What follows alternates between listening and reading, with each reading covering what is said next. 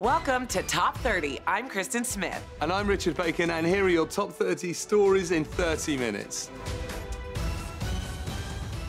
A glitch in the American Airlines scheduling system for their pilots means thousands of prime holiday flights are in jeopardy. Pilots usually book time off based on seniority, but an error made it look like planned flights were covered when they actually weren't, and way too many pilots took off.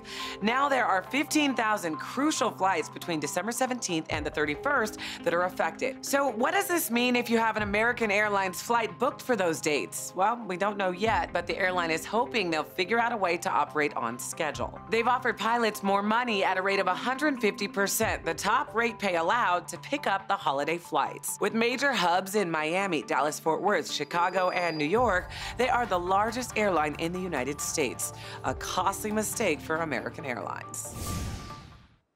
This week alone, not one but three famous men have lost their jobs and issued public apologies for alleged sexual misconduct. Matt Lauer has released a statement in the wake of his abrupt firing from the Today Show. He said, "To the people I have hurt, I am truly sorry." Lauer also said some of the allegations against him were untrue or mischaracterized. Those allegations began on Monday when an NBC employee told Human Resources that Lauer assaulted her at the 2014 Winter Olympics. Lauer was fired the next day. The New York Times reports that at least two more women have complained to the network. One alleged Lauer locked her in his office and sexually assaulted her in 2001. Meanwhile, Variety reports that at least 10 women have made allegations against Lauer. One claims he gave her a sex toy as a gift. Another said he exposed himself to her. On Wednesday, Minnesota Public Radio cut all ties with Garrison Keillor. Keillor created and hosted a Prairie Home Companion, which is a radio show that's run for over 40 years and is heard by millions every week. The station said the reason was inappropriate behavior with an individual who worked with him. Keillor told the Star Tribune he inadvertently touched a woman's bare back. He claims he later apologized and that we continued to be friendly right up until her lawyer called. On Thursday, Russell Simmons announced he would step down from his various companies, including Def Jam Records, the label that he co-founded. The announcement came after a guest column written in The Hollywood Reporter by Jenny Lumet, the screenwriter of The Mummy and Rachel Getting Married. She writes that Simmons sexually assaulted her in 1991. In his statement, Simmons said, "While her memory of that evening is very different from mine, it is now clear to me that her feelings of fear and intimidation are real." Lumet said that she was inspired to come forward when she read stories about Harvey Weinstein. Let's go to the New York Stock Exchange for our Fox Business Minute with your friend and mine, Nicole Petalides. Nicole, I am hearing that Snapchat is making things easier for its users. That's right, Richard. If you have the latest version of Snapchat, you may have noticed it's more user-friendly. At least that's what the company is hoping. The redesigned app is supposed to be easier to use so Snap could grow its core of daily users. Now, the idea here being that its complicated design was holding the company back amid intense competition from its rivals, such as Instagram and WhatsApp. Microsoft is planning a multi-billion-dollar overhaul of its main campus in Redmond, Washington. The space will be so big, it will be equal to 180 football fields. The plan is to add 8,000 more workers and create areas for collaboration and recreation for its employees. Google has launched an app that gives users control over the mobile data that they consume and also helps them to find public Wi-Fi sources. Nicole, it seems like these apps are trying to solve the problem of accessibility, and especially in new markets. Well, you're right. Companies like Google are tapping into new markets, such as India, with the objective to target data-conscious users. In the case of Google, the company has identified the lack of access to internet and web products as one of the major problems it needs to solve in certain markets. More Top 30 when we return. A case being heard by the Supreme Court has implications for your cell phone and for your privacy. The central question in Carpenter versus the United States is whether law enforcement need a warrant to track your location using your cell phone. 6 years ago, Timothy Carpenter was arrested in connection with several robberies at Radio Shack and T-Mobile stores in Michigan. The FBI requested data from Carpenter's cell carrier that placed him at the crime scenes. They did not get a warrant. He got 116 years in jail. His lawyers say the FBI's request was unconstitutional. The Fourth Amendment protects people and property against unreasonable search and seizure, but not if they voluntarily give information to a third party like a cell carrier. But many argue that in today's world, having a cell phone isn't really truly voluntary. Some on the court seem to agree. Justice Stephen Breyer said, "This is highly personal information." Justice Sonia Sotomayor said, "Most Americans, I still think, want to avoid Big Brother." We will know what the court decides by the end of their term in June of next year. These are your quick hits. Gross domestic product in the U.S. has hit its highest level in 3 years this quarter. GDP is the total value of everything produced in a country, which is a primary factor in determining the health of an economy. The United States GDP for the third quarter grew 3.3%, the most growth since the third quarter of 2014. As we previously reported, a Virginia mother was charged with a felony for sticking a recording device in her 9-year-old's backpack, hoping to find out who was bullying her daughter at school. Well, the charges against Sarah Simmons have now been dropped. After reviewing the facts and circumstances specific to the case, prosecutors decided not to pursue legal action. Now, check out these moves by John Lawless as he gets his groove on while waiting for a Janet Jackson concert.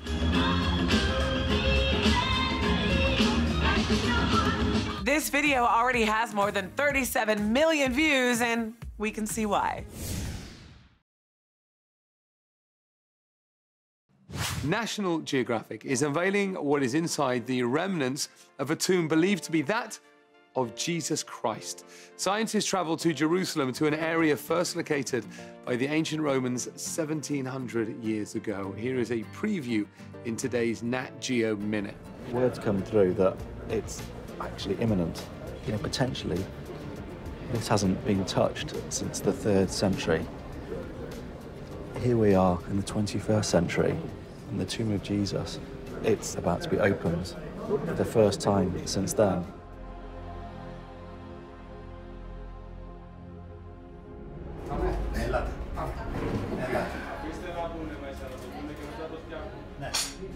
I mean, to the untrained eye, it's kind of, it's so hard to grab any meaning from this. And as a man of faith, how do you feel now? My knees are shaking a little bit because I wasn't expecting this as much on behalf of being a scientist as being a human. So it's truly amazing.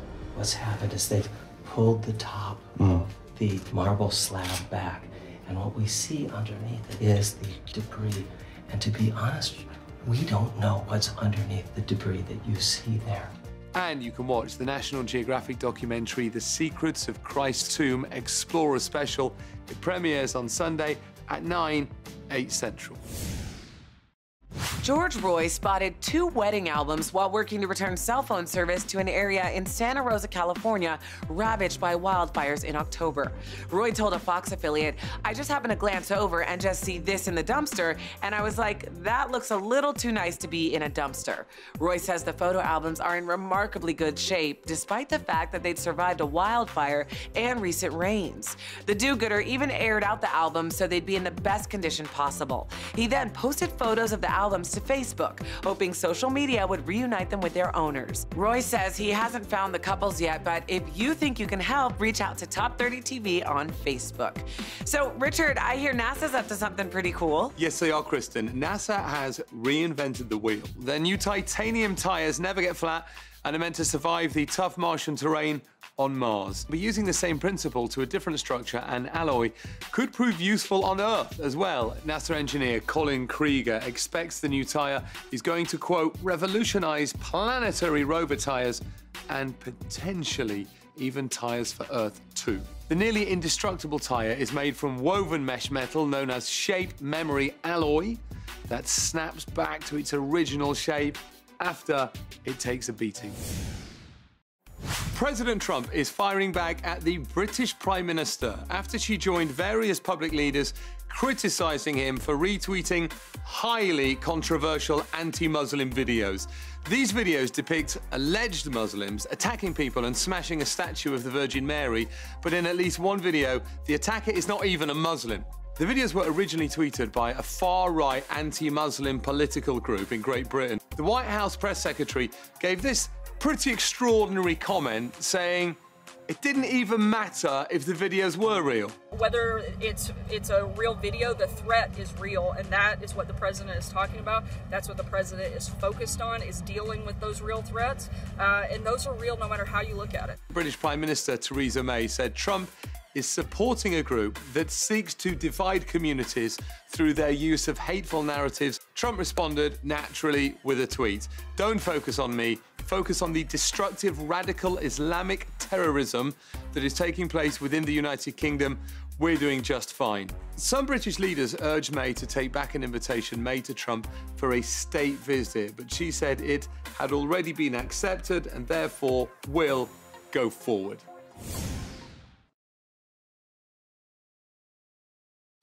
In today's Hometown Stories from Fox 5 New York, Centerlight Healthcare provides seniors with long-term assistance. A senior visiting the facility has access to a range of medical services like a psych team, dietitians, physical therapists, and more. There are also art classes as well as group exercise. Most importantly, the program is able to provide the assistance while allowing the seniors to live at home, giving them the highest quality of life while still being able to socialize in their community. If it wasn't for this place, I don't know what would happen to people like me. Our next story from Fox 13 Tampa Bay. The Kind Mouse Pantry is making sure kids don't go hungry by giving out nutritious snacks students can take home. We pack the bags, 350 every single weekend, and we bring those to the schools for the school social workers to hand out. Gina Wilkins started the pantry in 2011 as a way to help kids whose parents had been laid off in the bad economy.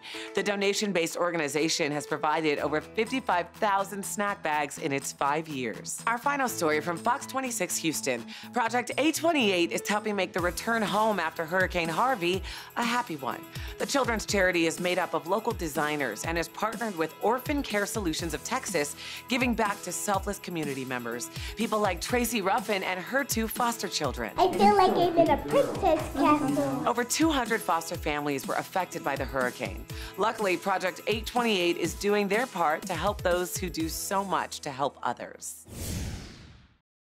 Scientists have built an artificial muscle that can lift 1,000 times its own weight. Researchers at Harvard and MIT say they want to develop so-called soft robots that aren't covered with metal surfaces because they're safer for humans to deal with. But previous soft robots have lacked strength. Usually robots are only as strong as the materials they're made from. The team here was inspired by origami. The muscle is made up of a plastic skeleton that folds in a manner much like the Japanese art. Their invention can curl, twist, and bend while still being strong enough to lift a tire. The robot's skin that goes around the skeleton can also be made out of inexpensive materials like plastic bags. They say their creation could be used to build soft robots that can lift huge amounts of weight or something as delicate as a flower.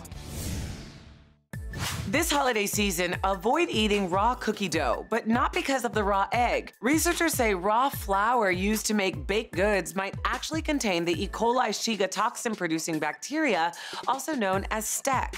According to a study published in the New England Journal of Medicine, this bacteria can cause extreme digestive issues, dehydration, and a specific kind of kidney failure associated with children under the age of 5.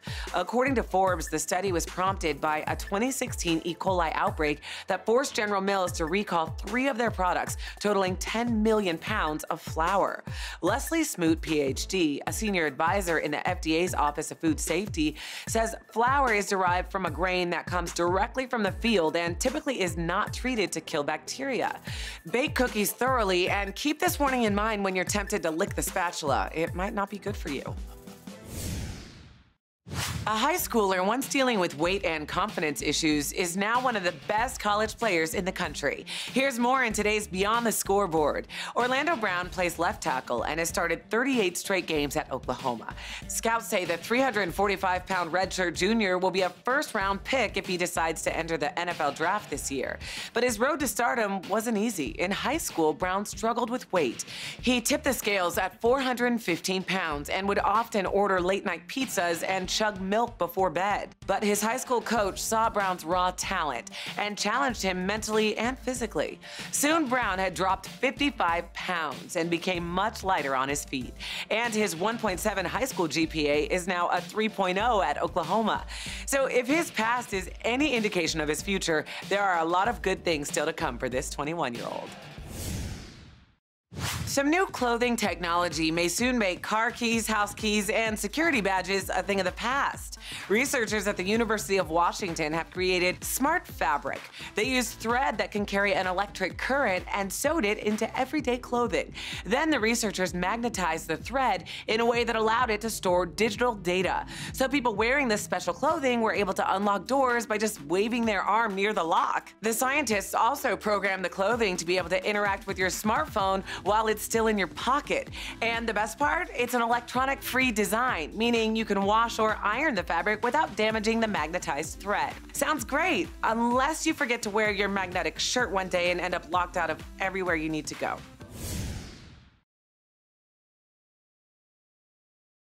A doctor has lost her medical license because she doesn't use a computer. Dr. Anna Konopka is 84 years old.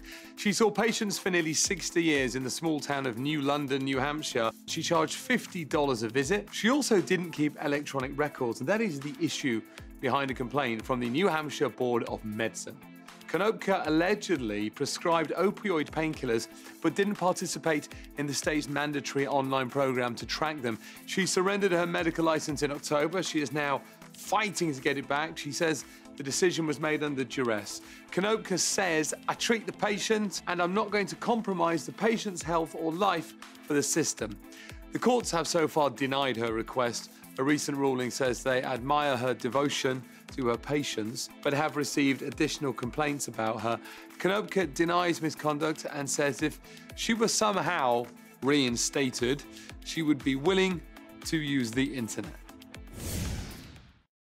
Kristen Sharpless managed to revolutionize the Rubik's Cube for the first time since it was invented in 1974. And what she did made the classic toy more inclusive. For her vision rehab therapy class, Sharpless was assigned a project to adapt a recreational game to benefit people who are blind.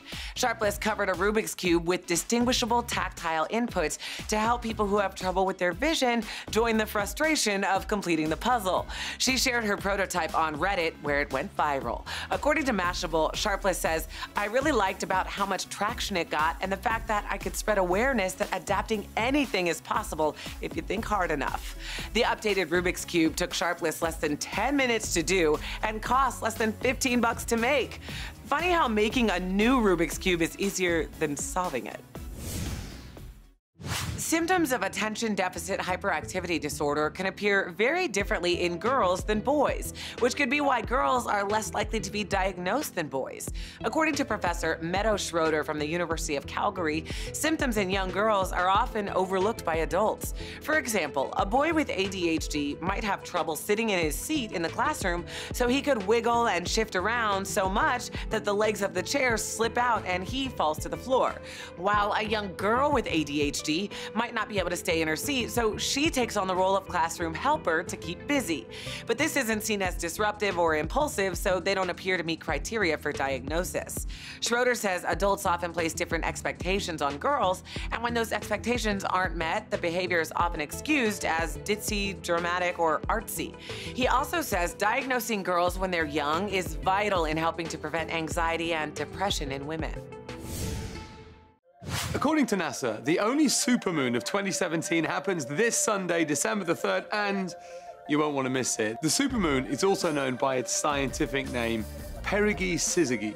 Supermoon is a term coined in 1979 by astrologer Richard Knoll, and is a popular way of explaining when the moon appears biggest and brightest in the sky. According to NPR, University of Arizona professor Gertina Bessler says perigee refers to the moon being at its closest distance to the Earth, and syzygy refers to the alignment of multiple bodies. The multiple bodies they refer to are the alignment of the sun, moon, and Earth in a straight line. A supermoon can appear 14% bigger and 30% brighter, and thanks to this, it also seems 100% more impressive when rising behind distant objects. Kristen, what's coming up on the next show? Well, Richard, we're talking about airport security. The TSA is rolling out new screening procedures. They say it'll help make airports safer. But if you're planning holiday travel this year, it could mean longer lines. We'll have the details. And the Earth looks a lot different when you're floating above it. We'll tell you about the American astronaut who captured this incredible video while on a spacewalk. And we'll tell you about a Santa Claus who's made it his mission to make sure kids with special needs get some holiday cheer. All these stories and more are coming up on the next Top 30.